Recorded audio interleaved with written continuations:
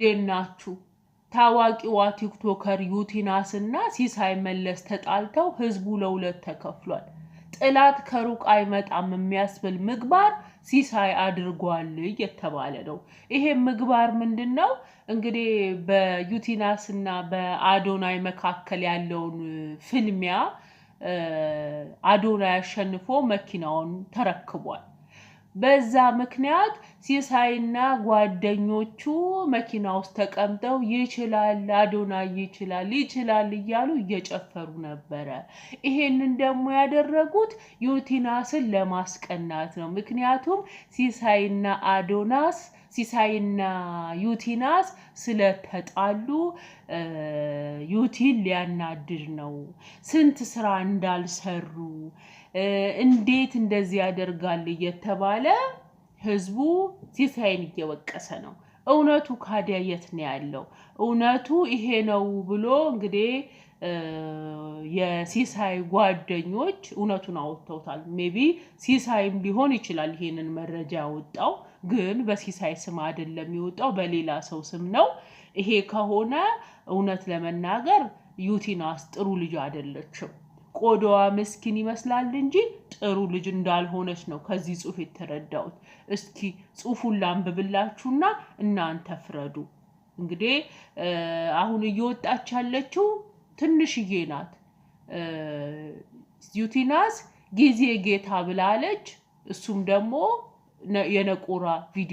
የነቆራ ጽሑፍ ጻፈላት እና ይሄንን የጻፈው በመሸነፏ ተደስቶ ነው እየተባለ ነው። ግን እውነቱ ያ አይደለም። እውነቱን ላንብብላችሁ። ቲክቶክ ፕላትፎርም ከመምጣቱ በፊትም ጓደኛ ማቾች ናቸው። ሲሳይና ዩቲ በማጣትም በማግኘትም ብዙ አሳልፈዋል። ቲክቶክ መጣ እሷ ታወቀች፣ ግን ስቲል እንደ ታዋቂነቷ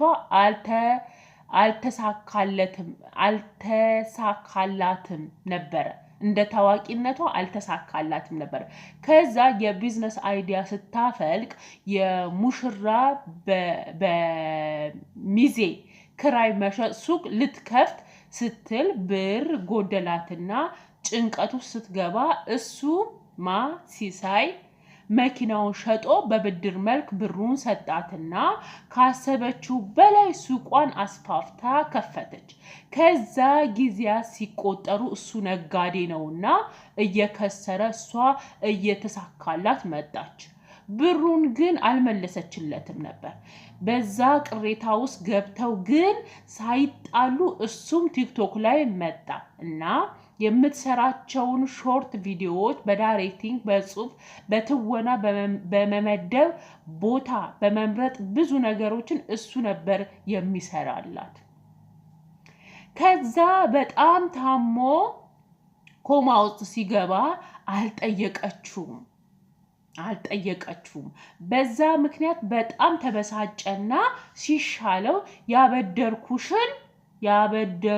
ያበደራትን ገንዘብ እንዲሰጣት ጠየቃት። እቃ ስላስገባች አሁን በቂ ገንዘብ የለኝም ብትለውም አያገባኝም ስጭኝ አላት።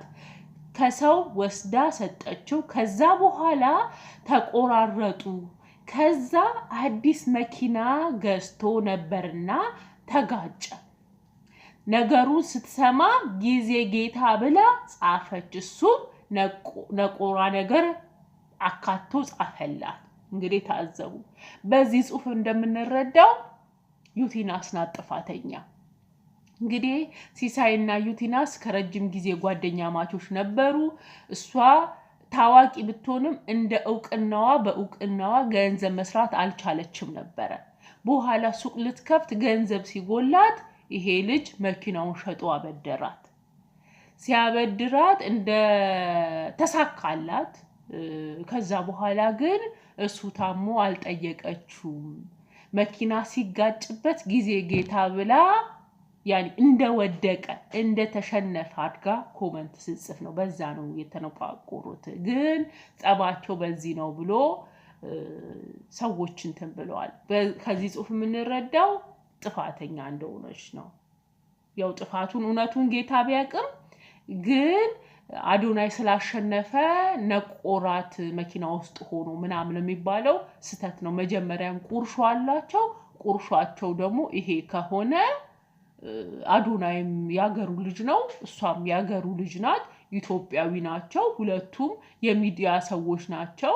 አዶናይ በማሸነፉ ቢደሰት አያስገርምም። ምንም የሚያስገርም ነገር የለም። ስለዚህ አታካብዱ። ወንድ ምቀኛ የወንድ አሉባልታ እያላችሁ አትውቀሱት። ከጽሁፉ እንደምንረዳ ሲጀመርም ጓደኛውን ብትሆን እሱም ጓደኛው ሊሆን ይችላል። ስለሱ ማሸነፍ ቢደሰት ችግር የለውም። አዶናይ የወደፊት ንጉሳችንም ሊሆን ይችላል። ተው፣ ከአዶናይ ጋር ታቀያይሙት። ቴዎድሮስ ነኝ የሚመጣው ቴዎድሮስ እኔ ነኝ እያለ ነው። ጉድ ነው እኮ ጉድ ነው። ምን ብን ቅቤ ንጠው አናታቸው ላይ አወጡኝ አለች። እንግዲህ ራሳችሁ ጎሽ ጎሽ ብላችሁት ይሄው አናታችን ላይ ወጣ። አሁን ንጉሱ እኔ ነኝ። እውነት ንጉሱ እንደዚህ አይነት ስነ ምግባር ነበረው እንዴ አዶንዬ? ተው እንጂ። ንጉሱ እኮ ከገዳም ነው የሚመጣው የሚል ጽሑፍ ነው ያነበብነው እኛ። ምንድነው ፍካሬ ኢየሱስ ላይ አለ። ከገዳም እንደሚመጣ የ30 ዓመት ወጣት እንደሆነ ህይወቱ በገዳም እንዳሳለፈ ከዛን በአንድ እንትን እንደሚመራት ኢትዮጵያን። አንተ ከኔ የመጣኸው ከካናዳ፣ የካናዳ መጥፎ ልምምዶች ይዘህብን ኢትዮጵያኖቹም እንደው ግልጽነት ብለህ አወራኸው እንጂ እሺ ይሁን እንደው ሌሎቹን ለማስተማር ነው ምናምን ብለን ወሰደው።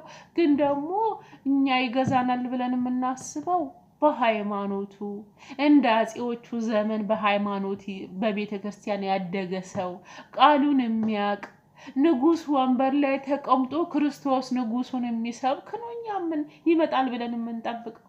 እንዳንተ ከ3 ቀን በፊት እንዲያርጋለው ለመቶ እየወከልኩ ነው እንዲያደርጉ የሚለን አይደለም ንጉሱ። ተው እንጂ አዶኒ። አይ ሰው እንደዚህ ብሎ አታለሉክ።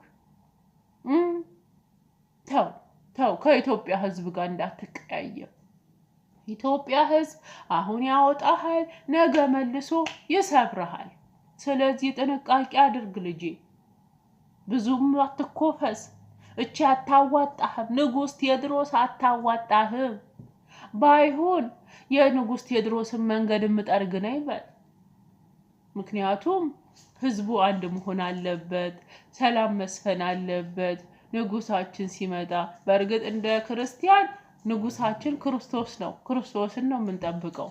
ግን ደግሞ በጎን በኩል አባቶቹ እንዲህ ስላሉ እንጠብቃለን እንዲመጣና የምንፈልጋትን ኢትዮጵያ እንድትሆን ሁሉም ሃይማኖተኛ ሁሉም ጌታ ኢየሱስን የሚጠብቅ እንዲሆን እንመኛለን። ምኞት ነው። ግን ቤተክርስቲያን የምትጠብቀው ክርስቶስን ነው። ንጉሳችን የሚመጣው ክርስቶስ ብቻ ነው። ማንም ቴዎድሮስም ማንም ይመጣል ብላ የምታስተምር አይመስለኝም። ለማንኛውም ተረጋጉ። የወንድም ምቀኛ ሲሳይ እንደውም ምርጥ ልጅ ነው። በእውነቱ እኔ ወደዋለሁ። የሚሰራቸው ድራማዎች የሚተውናቸው የድሮ ሰው በቃ የሚገባበት ጢሻጢሽ በቃ የድሮ ሰው የሆነ ሰው ነው። እና ያው ኢትዮጵያ ታዋቂ የምታደርገውን ሰው ስለማታውቅ አዶናይን ታዋቂ ያደረገች እንጂ እንደው ሲሳይ ነበር ታዋቂ መሆን ያለበት። ሲሳይ ነው እንደውም ከእንትና ጋር መወዳደር የነበረበት። ግን ያው እኛ መቼም የሚባለቅ ሰው እንወዳለን። ሚዲያውን የሚባለቅ ሰው ነው የተቆጣጠረው። የሚሳደብ ሰው ነው የተቆጣጠረው። የሚያስተምር ሰው ይሁና። ለማንኛውም በዩቲናስና በአዶኒ መካከል በዩቲናስና በሲሳይ መካከል ያለው ይሄ ነው። በዚህ ደረጃ ሲሳይን አትስደቡት። እውነት የኛ ሰው ፌመስ የሚያደርገውን ስለማቅ ነው እንጂ ሲሳይ ብዙ ስራ የሰራ ነው። ጭውውቱ የሚያምር ሰው ነው። ስለዚህ ሊደነቅ ይገባዋል። ያው እሷ ተነጥቃ ስለሄደች የቀና መስሏችሁ ከሆነ ተሳስታችኋል። እሱም ብዙ ስራ ሰርቷል እኮ ከሷ ያልተናነሰው እውቅና አለው። ያው ግን እሷ ወደፊት ቀደመች። በቃ ጊዜ ሚዛን ነው። ጊዜ ጌታ ነው እንዳለች እውነት ነው። ጊዜ ጌታ ነው። ነገ እሱን ሊሰቅለው ይችላል። ነገ እሷን ሊያወርዳት ይችላል። የኛ ሰው ደግሞ ዛሬ ይወድሃል፣ ነገ ይጠላሃል። ትንሽ ነገር ነው የሚፈልገው፣ ሳጣራ ነው የሚሰድብክ። ስለዚህ ብዙም አታካብዱ ለማለት ያክል ነው ወገንታ